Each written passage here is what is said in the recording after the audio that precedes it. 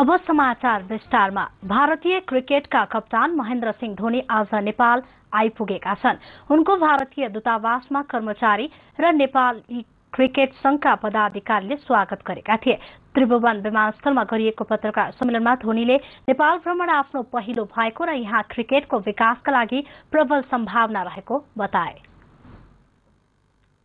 Cricketer, if I can promote cricket, that will be really great. And it's a neighboring country, and if you see the subcontinent, cricket is a very popular sport. So it's an upcoming sport over here, and that's the main reason why I'm here. And being a sports person, not only a cricketer, I would like the youth of Nepal to get into some form of sport, along with studies, because I feel these are the two dimensions that's very important in life. पत्रकार सम्मेलनमा धोनीले युवा जगतलाई खेल क्षेत्रमा प्रोत्साहित गर्न सके त्यसले देशकै गौरव बढ्ने बताएका थिए। खेलबाट खेलाडी र राष्ट्रकै प्रतिष्ठा बढ्ने भएकाले यसलाई सरकारले पनि प्रोत्साहित गर्नुपर्ने उनले बताए। उनले आज कीर्तिपुर स्थित क्रिकेट मैदानको अवलोकन गर्ने र क्रिकेटमा पदाधिकारी तथा खेलाडीसँग अन्तर्क्रिया गर्ने कार्यक्रम रहेको छ। धोनी भोलि बिहान पशुपतिनाथको दर्शन गरी स्वदेश फर्किनेछन्। धोनीको भ्रमणले नेपाली क्रिकेट क्षेत्रको विकासमा मद्दत पुग्ने विश्वास गरिएको छ। राजनीतिक गतिरोध अन्त्य गर्ने प्रयास स्वरूप एकीकृत नेकपा माओवादीका अध्यक्ष पुष्पकमल दाहाल प्रचण्डले नेपाली कांग्रेसका सभापति सुशील कोइराला र एमालेका वरिष्ठ नेता माधव कुमार नेपालसँग भेट गर्नु भएको छ। राजनीतिक निकासका लागि सहमतिको विकल्प नभएको भन्दै अध्यक्ष प्रचण्ड बिहानै कांग्रेस सभापति सुशील कोइरालाको निवास पुग्नु भएको थियो।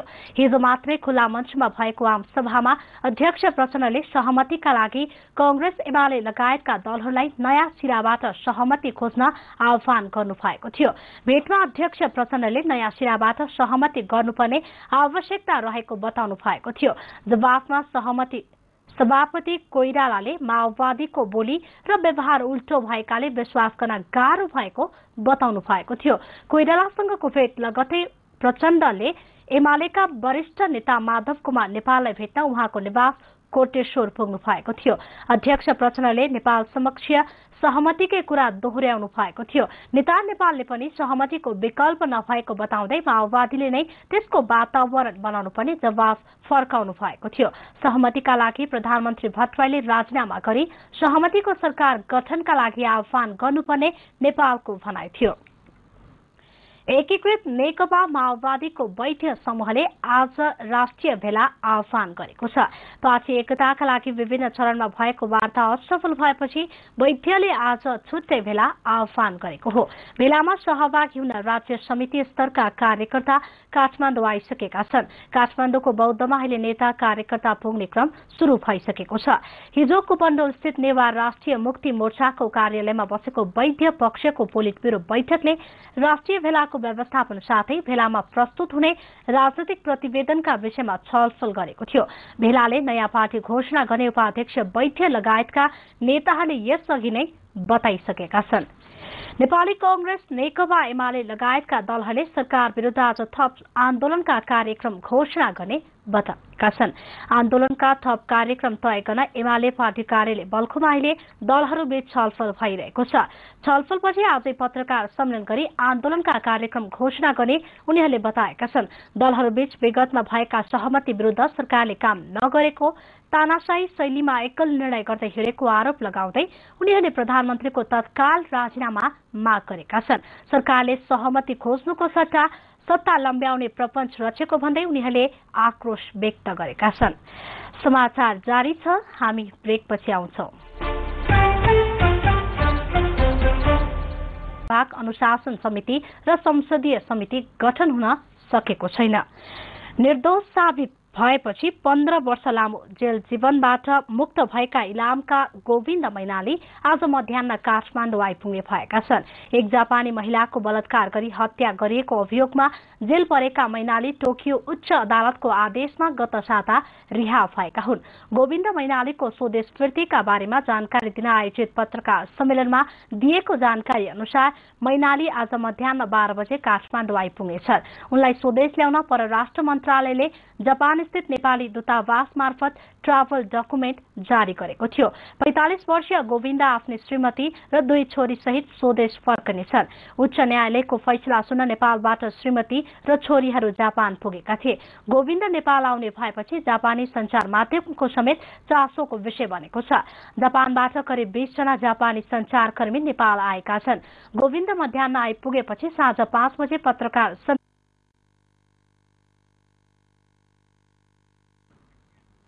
एकीकृत नेकपा माओवादीले संविधान सभाको विघटन हुनुको कारण तथा पहिचान सहितको संघीयता र संविधानबारे आफ्नो धारणा सार्वजनिक गर्न एकीकृत नेकपा माओवादीले शुक्रबार देशभर आमसभा गरेको छ।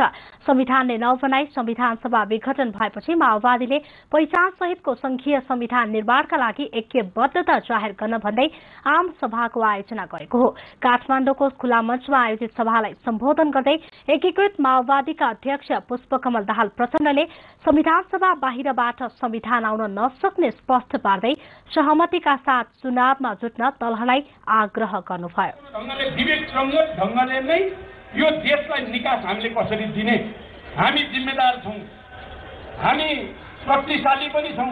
हामी शक्तिशाली हुनुको नाताले र जिम्मेदार हुनुको नाताले हामीले बढी विवेकको प्रयोग गर्नुपर्ने हुन्छ। अहिले हामीलाई सहमति चाहिन्छ, निर्वाचनमा जान पनि सहमति चाहिन्छ, संविधानका कयौं कुरा संशोधन गर्न पनि सहमति चाहिन्छ, अन्य कुनै विकल्पहरू छन् भने त्यसमा छलफल गर्न पनि सहमति नै चाहिन्छ। त्यसकारण मैले भने हिजो त संविधान सभा थियो, केही पर्यो भने संविधान सभामा जाउँला भन्ने हुन्थ्यो। अहिले संविधान सभा छैन। यो अवस्थामा समस्याको समाधान राजनीतिक दलहरूको बीचमा सहमति नै हो। उहाँले बिना पूर्वाग्रह नयाँ ढंगका साथ सहमति गरी अघि बढ्न पनि दलहरूलाई आग्रह गर्नुभयो। चाहन्छु भने पार्टीहरूलाई हामी पूर्वाग्रही नबनौं, हामी आवेगतिर नजाउँ, हामी आजको देशको सच्चाइलाई बुझौं, हाम्रो भूराजनीतिक स्थितिलाई बुझौं, नेपाली जनताको चाहना, मुख्य रूपमा नेपाली जनताको परिवर्तनको चाहनालाई बुझौं र सहमतिको निम्ति तयार हौं। जनताको भावना के हो भन्ने कुरा विशाल जनताको, देशैभरिको जनताको भावना थामौं। हामी इतिहासको छक्कालाई पछाडि धकेल्ने दुस्साहस नगरौं हामी कसैले। त्यसकारण म अपिल गर्न चाहन्छु यहाँबाट पनि सुशीलजीलाई, झलनाथजीलाई र अन्य पार्टीका नेता साथीहरूलाई, आउनुहोस् फेरि नयाँ सिराबाट सहमतिको यात्रा सुरु गरौं। उहाँले नेपाली सेनाको विश्वास जित्ने अभिप्रायले आफूले दिएको अभिव्यक्तिलाई गलत ढंगले व्याख्या गरिएको उल्लेख गर्नुभयो। जनताको सेना भन्ने विश्वास गरेर सेना समायोजन गरियो। यो सेना समायोजन गरेर हामीले नेपाली सेना र जनमुक्ति सेना अब दुश्मन होइनन्, मित्र हुन् भन्ने देखाउन खोजियो के भनेको थिए। अब आरोप सुरु भयो, लौ माओवादी नेताले त नेपाली सेना माओवादीको भयो भन्यो भन्यो। तपाईँ विचार गर्नुहोस् त, मैले त्यस्तो माओवादी एउटा पार्टीको सेना हुन्छ नेपाली सेना? मैले नेपाली सेना शाही सेना रहेन भनेको, गणतन्त्रवादी सेना भयो भनेको, माओवादीले पनि मान्ने सेना भयो भनेको समायोजन गरेपछि त हामीले त्यसलाई गणतन्त्रवादी सेनाको रूपमा भयो भनेको र एउटा विश्वास दिन खोजेकोलाई पनि तोडमरोड गरियो र मैले देखेँ हिजो नेपाली सेनाको तर्फबाट केही बोल्नै पर्ने। हामी राज्यको वैधानिक व्यवस्था अन्तर्गत चल्छौँ भनेर आज मैले मिडियामा देखेँ। जबकि मेरो भनाइ के थियो त भने हामीले सेना समायोजन गरेको नेपाली जनताको मन जित्नु पनि हो, नेपाली सेनालाई विश्वास गरेको प्रमाण पनि हो। मेरो भनाइको यति मतलब थियो। अध्यक्ष प्रचण्डले जनताको पक्षमा संविधान बनाउन पनि पार्टी फुट्न नहुनेमा जोड दिँदै छुट्ने भेलाको आयोजना गर्ने तयारी गरेको वैद्य पक्षलाई एकताको प्रस्ताव पारित गर्न आग्रह गर्नुभयो। जो आज कार्यकर्ताको एउटा अलगै भेलामा जुटिराख्नु भएको छ, उहाँहरू सबैलाई हार्दिक रूपले अपील गर्न चाहन्छु कि तपाईहरु एकताको प्रस्ताव पास गरेर आउनुहोस्। नयाँ ढंगले फेरि हामी नेपाली जनताको संविधान, जनताको संघीय गणतन्त्रको संविधान बनाउने अभियानमा हामी एक भएर जानेछौँ। जनता सँगै देशको जनता हाम्रो पक्षमा हुनेछ, सम्पूर्ण संघीयताका पक्षधर हाम्रो पक्षमा हुनेछ। इतिहासको यो संगीन घडीमा पार्टीलाई विभाजित गर्ने कुनै पनि चिज नहोस्। म हार्दिक अनुरोध गर्न चाहन्छु यहाँहरू। उपाध्यक्ष एवं प्रधानमन्त्री डाक्टर बाबुराम भट्टराईले कुनै दल विशेषको उक्साहटमा राष्ट्रपतिले आफूलाई हटाए, अन्तरिम संविधान पनि भत्किने र अन्ततः राष्ट्रपति पनि नहरने चेतावनी दिनुभयो। उहाँले आवेगमा आएर केही दल विशेषको उक्साहटमा राष्ट्रपतिले असंवैधानिक कदम नचाल्नेमा आफू विश्वस्त रहेको पनि उल्लेख गर्नुभयो। उहाँले राजीनामा मागिरहेका दलहरूप्रति लक्षित गर्दै आफू वैधानिक तरिकाले निर्वाचित सरकार भएकोले कुनै हालतमा नहट्ने स्पष्ट पार्दै यही सरकारमा आउन दलहरूलाई आग्रह गर्नुभयो। उहाँले संविधान सभाबाट संविधान बन्न नसकेको जनता समक्ष माफी पनि माग्नुभयो। असन्तुष्ट मोहन वैद्य पक्षतर्फ लक्षित गर्दै उहाँले कुनै हालतमा पनि पार्टी फुटाउन नहुनेमा जोड़ दिनुभयो। सभामा माओवादी उपाध्यक्ष नारायण काजी श्रेष्ठ, हिसिला यमी, कृष्ण बहादुर महरा, आदिवासी जनजाति महासंघका महासचिव आङकाजी शेर्पा, दलित नेता पद्मलाल विश्वकर्मा, मधेस विश्लेषक तुलानारायण शाह लगायतले सम्बोधन गर्नुभएको थियो। आमसभा शुरू हुनु अघि माओवादीले राजधानीको भृगुटी मण्डप, त्रिपुरेश्वर, लैनचौर, त्रिचन्द्र र सुन्धाराबाट र्याली निकालेको थियो। सभामा उपाध्यक्ष मोहन वैद्य पक्ष भने सहभागी भएन। अब अन्तर्राष्ट्रिय समाचार। म्यानमारकी प्रजातन्त्रवादी नेत्री आङ सान सुकीले सन् 1991मा पाएको नोबेल पुरस्कार आज ग्रहण गरेकी छिन्। नर्वेमा गरिएको विशेष कार्यक्रमका बीच उनले पुरस्कार ग्रहण गरेकी हुन्। म्यानमारमा सैनिक शासनको कार्यकालमा आफ्नै निवासको नजरबन्दमा रहेका कारण उनले पुरस्कार ग्रहण गर्न सकेकी थिइन्। उनले 21 वर्ष पहिले घोषणा गरिएको पुरस्कार आज औपचारिक रूपमा ग्रहण गरेकी हुन्। नोबेल पुरस्कार केन्द्रका निर्देशकले सुकीलाई नर्वेमा देख्न पाउँदा खुशी लागेको बताउँदै म्यानमारमा लोकतन्त्रको लागि अझै संघर्ष गर्नुपर्ने बताएका छन्। सुकी 24 वर्षपछि पहिलो पटक युरोप भ्रमणमा रहेकी छिन्। उनले नर्वेका प्रधानमन्त्री जेन्स स्टोल्टनबर्गलाई पनि भेट्ने कार्यक्रम रहेको छ। साथै सुकीले म्यानमार सरकारबाट निकालिएका म्यानमारका अधिकारीहरूलाई पनि भेट्ने बताइएको छ।